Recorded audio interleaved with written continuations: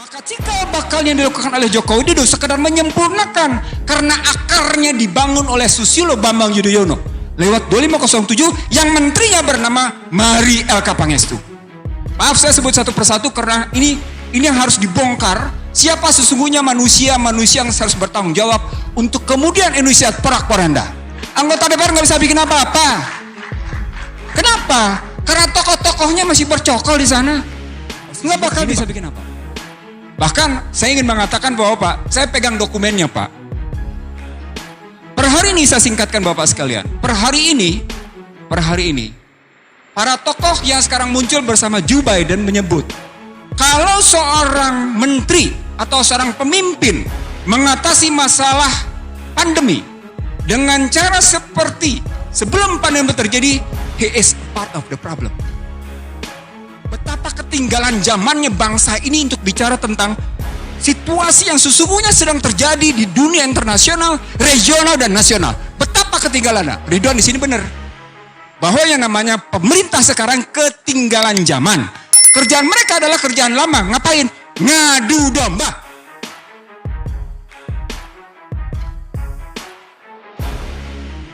Bapak sekalian, yang pertama saya ingin menyampaikan kalau kita ngelihat kita terpecah cuma pada era Joko Widodo, rasanya kurang pas. Rasanya kurang pas karena dia dimulai dari tahun 56. Tepatnya sejak konferensi meja bundar berlanjut, kita diintervensi melalui dunia pendidikan. Bahkan sesungguhnya tentara diintervensi pada tahun 56. Dengan didirikannya Seskogab dan Seskoat. Jadi kalau kita cuma melihat perspektifnya di era Joko Widodo, kurang pas. Tapi akar masalahnya sudah bermula dari KMB, diperkokoh pada tahun 56, diperkokoh lagi oleh mafia Berkeley, lewat Undang-Undang nomor 1 tahun 67 tentang penanaman modal, yang kemudian saya menyebutnya sejak saat itu sesungguhnya Indonesia mengidap 5I. 5I. Pertama, Indonesia bersedia diintervensi, dicampur tangani oleh kekuatan modal. Yang kedua, Indonesia bersedia diinvasi oleh kekuatan modal. Yang ketiga, Indonesia bersedia di posisinya diinfiltrasi, disusupi. Dan itu nampak. Yang berikutnya, Indonesia bersedia diintimidasi, kalau nggak ada modal asing lo nggak bisa ngebangun. Yang terakhir, Indonesia bersedia dimainkan nilai tukarnya lewat inflasi. Saya menyebutnya 5I. Dan itu tidak pernah bisa kita atasi hingga hari ini. Salah satu wujudnya adalah sejak kita membebaskan nilai tukar, walaupun asal muasalnya adalah managed floating, ngambang terbatas, dan kemudian free floating, hingga hari ini kita tidak pernah bisa berdaulat tentang nilai tukar. Kita tidak pernah bisa berdaulat. Baik, saya mulai dari kacamata saya yang 5I. Bapak Ibu sekalian, salah satu hal penting yang hendak saya sampaikan, mimpi dari Rekat, saya katakan mimpi dari Rekat, adalah butir kedua. Rekat menyatakan menciptakan Indonesia yang damai, sejuk, tentram, dan damai. Aman ceritanya. Tadi sudah dibahas oleh Mardhani Alisera tentang sejuk. Saya ingin mengatakan, secara legal struktural, legal prosedural, tidak mungkin Indonesia akan mencapai damai, sejuk, tentram, dan aman. Nggak mungkin. Mustahil. Seluruh peraturan perundang-undangan berbasis pada yang namanya kegaduhan. Seluruh perundang-undangan, sejaknya namanya reformasi. Saya bersedia membuka satu persatu, bahkan dalam sebuah kajian disertasi di Universitas Indonesia di Fakultas Hukum, ada sebutan sekitar kurang lebih 115 undang-undang dalam basis ekonomi yang sesungguhnya hanya mengandalkan pada persaingan bebas. Saya cuma 2 undang-undang yang saya sebut sebagai berbasis untuk kemudian Indonesia tidak pernah bisa berdaulat. Undang-Undang 2499 tentang lalu lintas nilai tukar dan sistem devisa, lalu lintas devisa dan sistem nilai tukar. Yang kedua adalah Undang-Undang 2507 yang hendak saya singkatkan saja. Bapak Ibu sekalian, pada Maret 2015, ini basis kenapa kemudian kita pecah.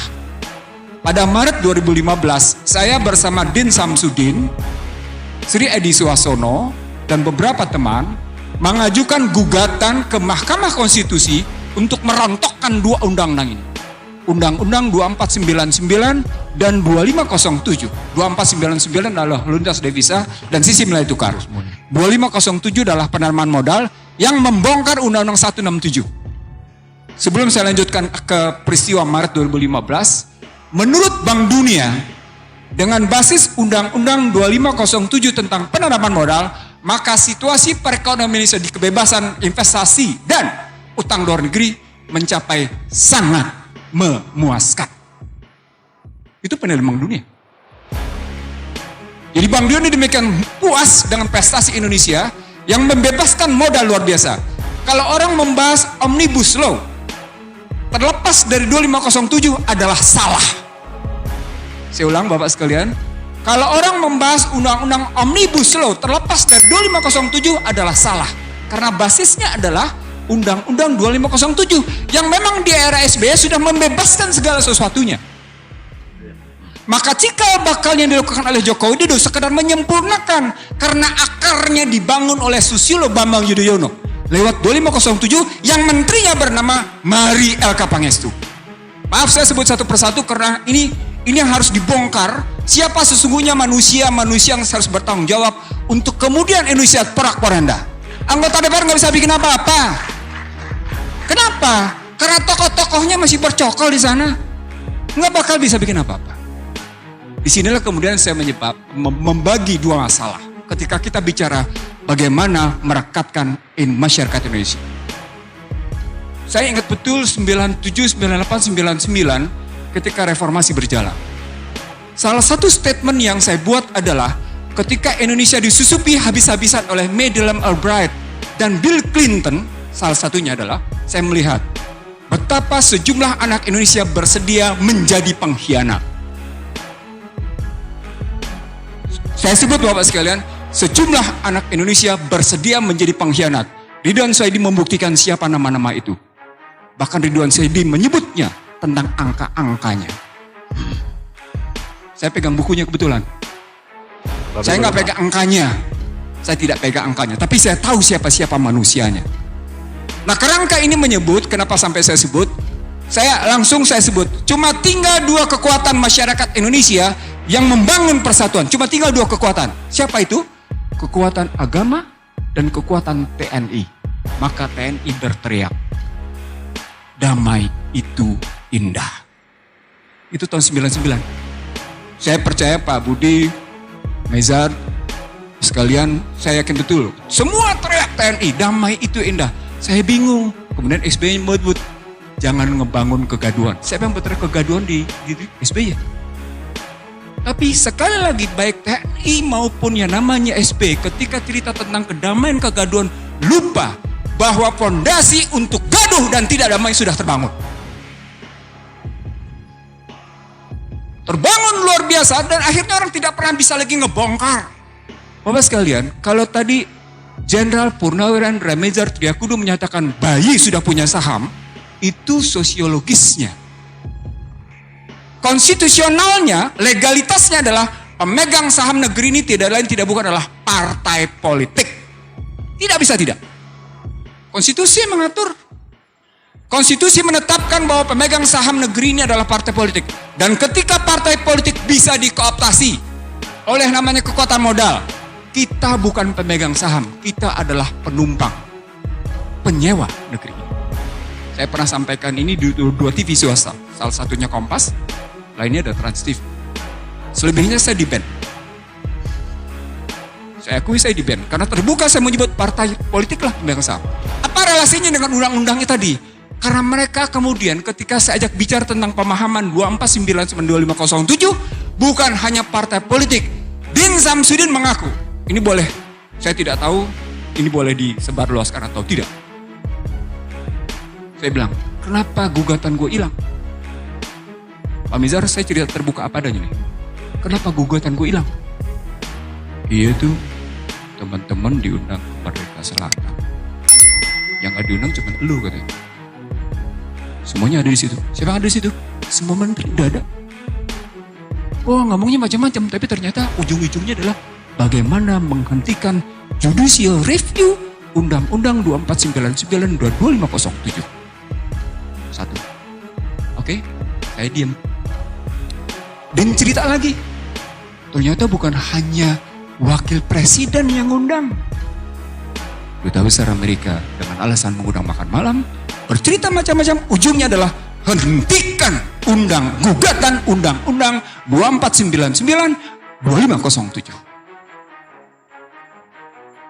Dari sini Bapak sekalian, saya berpendapat sesungguhnya gagas berpikir Indonesia sejak Undang-Undang Dasar 45 sebelum diintervensi sesungguhnya adalah perlawanan terhadap sistem kapitalis.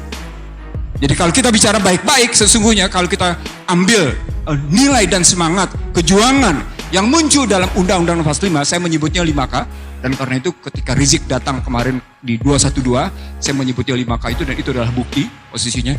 Nah, karena posisinya sedemikian rupa sebagai menantang Barat, maka suka tidak suka, Indonesia harus tetap dalam posisi didominasi. Tidak peduli apakah didominasi oleh yang namanya Cina atau Amerika, nggak peduli.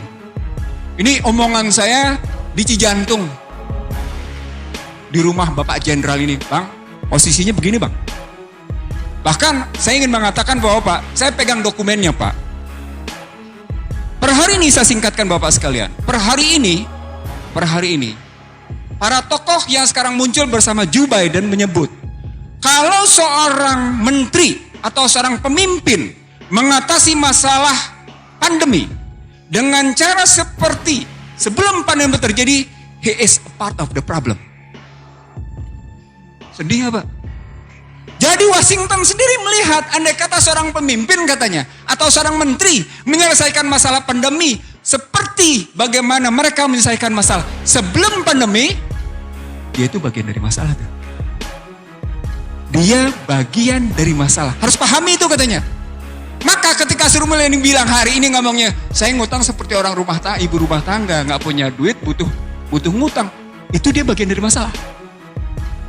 Itu bukan omongan saya, itu omongan pertama. Omongan kedua sebagai penutup, Bapak sekalian, saya cuma ngambil perspektif eksternal dan internal sedikit. Setelah yang namanya pergeseran dari dari bipolar ke multipolar, menjadi unipolar, balik ke multipolar, per hari ini namanya Washington sudah tidak lagi berpikir tentang multipolar. Mereka sudah mengambil pola quadripolar. Quadripolar adalah negara dikotakkan oleh 4 masalah. Puncaknya adalah VUCA. VUCA adalah volatile, uncertainty, kompleks, ambigu. Ujungnya adalah pandemi. Kalau Bang Ridwan tadi ngomongnya soal itu medis dan non medis, saya ingin mengatakan, no. Sorry, saya pakai masker karena saya menghormati Bapak Ibu sekalian. Tapi dalam perspektif saya, sebagaimana tulisan saya 27 Januari 2020, ini pekerjaan di mana pertarungan antara the smallest and the secret society belum selesai melawan Cina. Kalau cerita drone, ada 3 peristiwa penting drone terjadi. Pertama adalah bagaimana drone Amerika digusur habis-habisan, dibongkar di Laut Cina Selatan, dan Cina berhasil ngebongkar bahwa pesawat intai tanpa awak telah dilakukan oleh Amerika terhadap Cina. 1. Yang kedua, 2 kilang Saudi dihajar oleh kekuatan drone. Hanya permainan yang namanya cyber. Permainan cyber berikutnya lewat drone adalah dihajarnya Qasim Soleimani. Juga dengan drone, juga dengan yang namanya cyber. Pertanyaan saya, kenapa Amerika tidak memutuskan tingkat ketegian dirgantara sebagai batasan cyber? Saya ngomong jadi macam-macam di sini karena saya ingin mengatakan begini. Betapa ketinggalan zamannya bangsa ini untuk bicara tentang situasi yang sesungguhnya sedang terjadi di dunia internasional, regional, dan nasional. Betapa ketinggalannya. Ridwan di sini benar. Bahwa yang namanya pemerintah sekarang ketinggalan zaman. Kerjaan mereka adalah kerjaan lama. Ngapain? Ngadu domba. Pertanyaan berikutnya, kalau kita sadar mereka ngadu domba, kekuatan apa yang kita punya agar mereka tidak ngadu domba? Bapak sekalian, maaf, secara lehal ada 2 pernyataan yang mengganggu bagi saya. Pertama, dituangkan dalam RPJMN 2014-2019 bahwa ada kelompok yang melakukan sikap intoleran. Pertanyaan, siapa yang intoleran? Kenapa dituang dalam RPJMN? Kenapa dituang dalam RPJMN bahwa ada kelompok intoleran? Yang kedua, yang ketiga. Sekarang, kita ambil RPJMN 2024. Ada kelompok yang dinyatakan selalu berpikir tentang kegaduhan. Kalau itu dilihat dalam cerita sejarah, dia lupa. TNI ketika mempertahankan negeri ini, kerjasamanya adalah dengan umat Islam. Sama seperti ketika tahun 99, Baratlah yang menyatakan cuma tinggal dua kekuatan yang masih bisa mempertahankan Indonesia. TNI dan Islam. Setelah TNI, balik ini maaf ya karena ini omongan saya dengan beberapa tokoh jenderal sampai akhirnya di tempat bawah saya menggugat tentang Sabta Marga. Satu-satunya sipil saya gugat Sabta Marga di tempat Prabowo Subianto karena saya begitu risaunya saya melihat situasi. Kemarahan saya sebagai satu-satunya sipil di hadapan para jenderal itu dan mengatakan, kemana para tentara itu yang kemudian malah sibuk dengan kekuatannya sendiri. Ini beberapa jenderal bukan satu, 13 jenderal saya ingat betul. Saya bilang, Bapak sekalian, negeri ini dipertahankan oleh dua kekuatan. Kekuatan Islam, para ulama, dengan kekuatan TNI. Bahkan sampai dengan 99. Lalu ketika masuk ke dalam situasi sekarang, di mana Islam diobok-obok, TNI dikacaukan dengan cerita menurunkan baliho. Kok mau TNI nurunin jabatannya?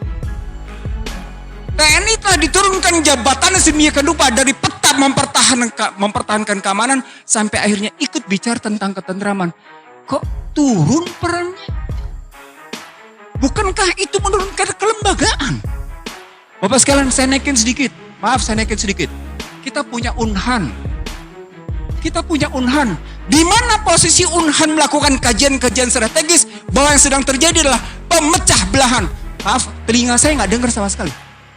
Saya sama sekali tidak mendengar Unhan, baik yang ada di Ponorogo maupun yang ada di Sentul, itu membahas tentang bagaimana perdamaian Indonesia. Dia sibuk bicara tentang perdamaian internasional, tapi dia tidak pernah sibuk perdamaian Indonesia. Itu yang namanya Unhan itu. Ini saya kritik karena beberapa profesornya saya tahu kerjaannya ngapain. Maaf, terus terang ada kemarahan dalam dada saya, begitu melihat situasi yang sedang terjadi. Nah, Bapak sekalian, sebagai penutup, kita tidak akan bisa mendekat dengan damai, sejuk, tentram dan aman selama sumber daya alam, produksi, distribusi, dan keuangan tidak sungguh-sungguh tunduk pada konstitusi. Ini ujungnya tidak akan pernah. Termasuk soal cyber. Saya belajar sedikit cyber dari sahabat saya, Profesor Marsudi. Ini suaminya Bu Retno. Saya harus umumkan, ini suaminya Bu Retno. Jadi nggak apa-apa, tapi saya tahu persis cara berpikir dia objektif. Cara berpikir sahabat saya satu ini objektif. Jadi kalau kita berpikir sampai sejauh itu, maka sesungguhnya yang disebut dengan proxy and neocortex war, dia berarti ibarat orang bodoh. Ibarat orang bodoh masuk ke kancah peperangan. Dia punya senjata konvensional sampai dengan senjata paling mutakhir. Itulah neocortex war dan proxy war. Untuk orang tertentu dia, untuk orang-orang tertentu dia pakai senjata paling mutakhir. Bapak sekalian, saya tidak bicara di tempat ini. Saya bicara di lembaga penegak hukum. Joko Widodo sukses mengamankan dirinya lewat COVID-19. Itu saya sampaikan bulan Januari 2020 dan ternyata dilakukan. Apa artinya? Artinya sesungguhnya dia mengidap kegagalan. Sayangnya ketika pada Januari 2017 Rizik Muhammad Syihab mengundang untuk rekonsiliasi dan berdialog, hingga hari ini dia tolak. Saya tidak tahu apakah itu yang namanya Joko Widodo yang menolak atau timnya, saya tidak tahu. Tapi yang catatan saya sejak yang namanya Juni 2017 hingga hari ini sesungguhnya seorang Rizik Muhammad Syihab itu sesungguhnya itu mengundang untuk terbuka berdialog.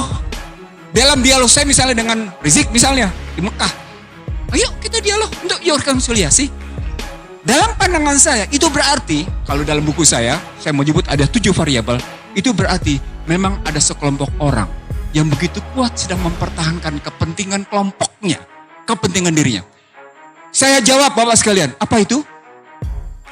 Ternyata secara akademik saya berhasil membuktikan, Undang-Undang HIP tidak variabel tunggal. RUU tentang HIP bukan variabel tunggal. Dia punya riwayat yang kemudian ini dalam roadmap-nya, saya coba bangun roadmap-nya, terbukti.